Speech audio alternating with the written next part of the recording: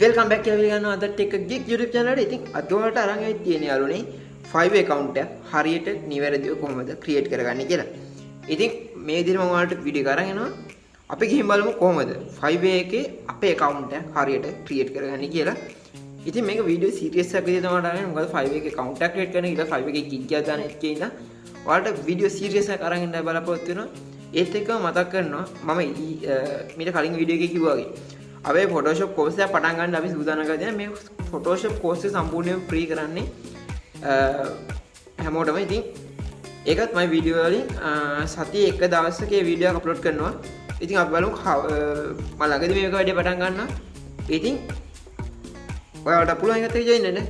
අපි යමු වීඩියෝට. මේ ටෙක් ගිග් මම මේජර් 5 account එක log වෙනවා. ඉතින් log වෙලා මේ තමයි වෙබ්සයිට් එක බලගන්න. මේ තමයි 5 official website එක. මේ දෙතන එතනට මේ විදිහට log වෙන්න ඕනේ. ඉතින් මම 5 එකට මේ විදිහට log වෙනවා.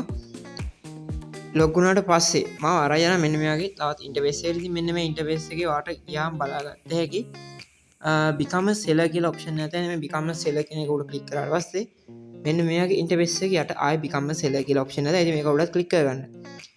ඊට පස්සේ ඔයාව අරන් යනවා අහපව් සැරයක්.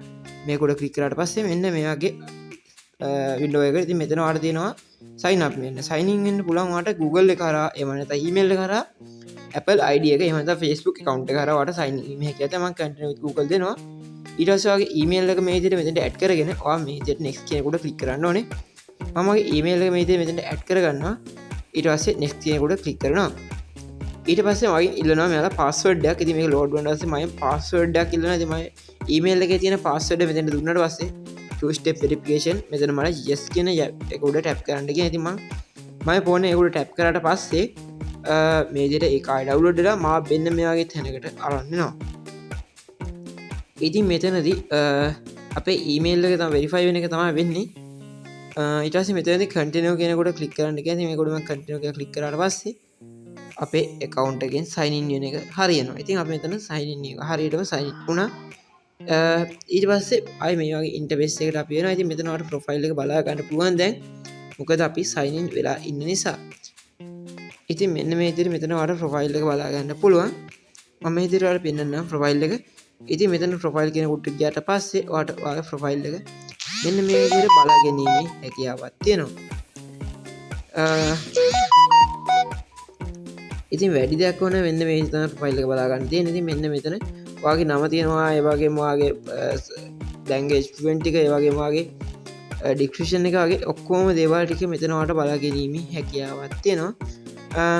ඒ වගේම ඔයාගේ රෙවෙනියු, ඔයාගේ තියෙන ඔක්කොම ප්‍රොෆයිල් චෙක්ලිස්ට්, ඒවට තියෙන පර්සන්ටේජ් ඔක්කොම මෙතන බලා ගැනීමේ හැකියාවක් තියෙනවා.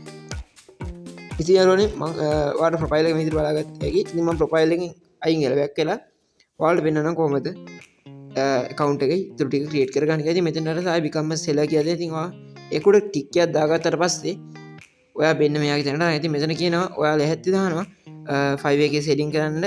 ඉතින් එවනම් මේ option ටික හදා ගන්නවා. ඉතින් එහෙනම් ඔයා continue කියන උඩ click කරන්න කියනවා. ඉතින් continue කියන උඩ click කරන්න. ඊට පස්සේ මෙතන අහනවා successful 5 profile.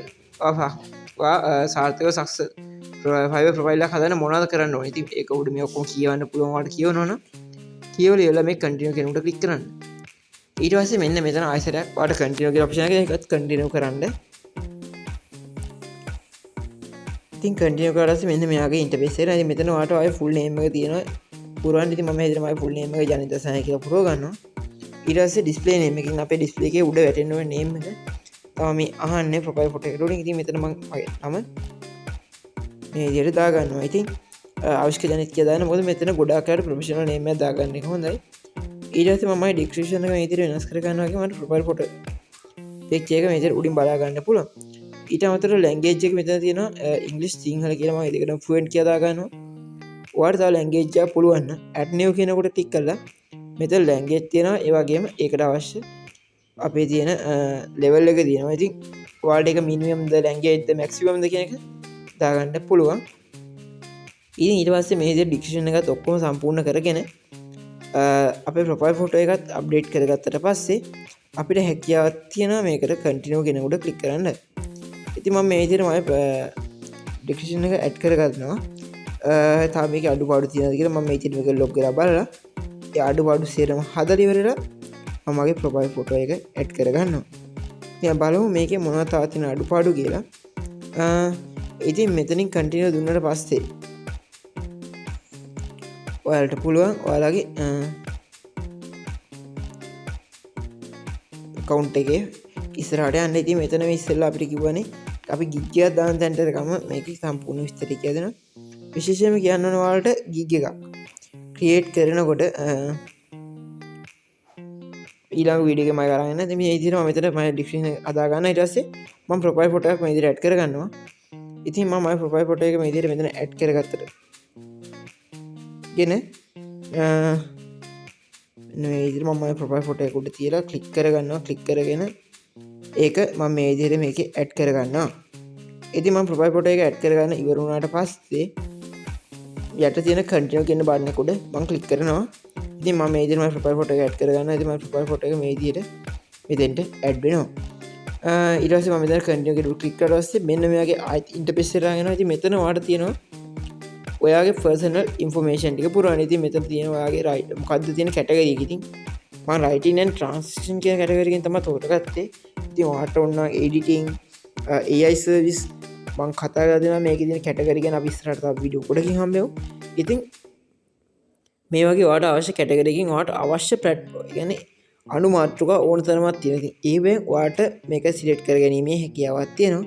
තව කැටගරියක් ඔන්න මෙතන ඇඩ් නිව් දීලා එතනින් ඔයාලට ඇඩ් කරගැනීමේ හැකියාවක් තියෙනවා. ඊට පස්සේ මෙතන ඔයාගෙන් අහනවා ස්කිල් එක කොච්චරද කියලා. මම ට්‍රාන්ස්ක්‍රිප්ෂන් වලට එක්ස්පර්ට් කියලා දෙනවා. ටයිපින් වලට එක්ස්පර්ට් කියලා දීලා තියෙනවා.